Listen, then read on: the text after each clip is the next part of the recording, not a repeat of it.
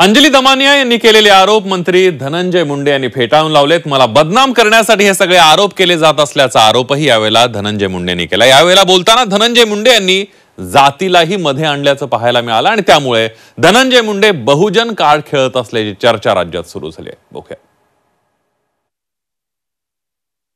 59 दिवस पुन्हा एका माणसाचं, एका जिल्ह्याचं, एका जातीचं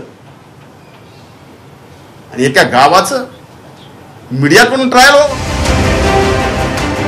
सामाजिक कार्यकर्त्या अंजली दमानिया यांनी अन्न व नागरी पुरवठा मंत्री धनंजय मुंडेंवर आरोपांची तोफ डागल्यानंतर धनंजय मुंडेंनीही जोरदार बचाव केला। अंजली दमानिया या गेल्या 2 महिन्यांपासून हे ना ते कारण काढून बीड जिल्हा आणि परळीची बदनामी करतायत असा आरोपही मुंडेंनी केलाय।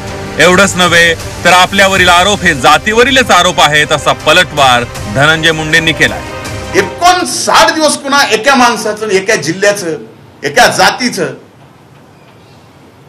आणि एका गावाचं मीडियाकडून ट्रायल हो। 59 दिवस,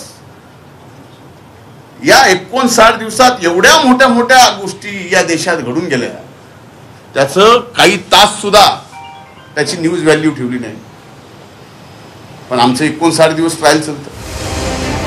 काही दिवसांपूर्वीच धनंजय मुंडे यांनी भगवानगडावर जात महंत नामदेव शास्त्रींची भेट घेतली होती आणि तत्काळ नामदेव शास्त्रींनी धनंजय मुंडेंना पाठिंबाही जाहीर केला होता।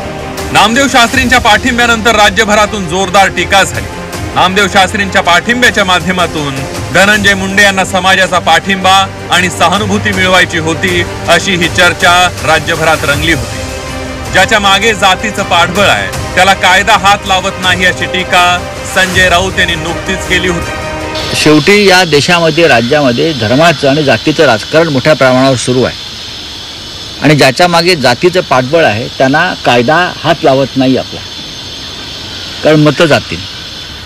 देवेंद्र फडणवीस यांची सुद्धा भूमिका तीच आहे, अजित पवारांची भूमिका तीच आहे। ज्याच्या मागे त्याच्या जातीची मतं आहेत त्याच्या बाबतीत कायदा नरम आणि वाकलेला असतो। धनंजय मुंडेंनी त्यांच्यावरील आरोपांचा प्रतिवाद केला।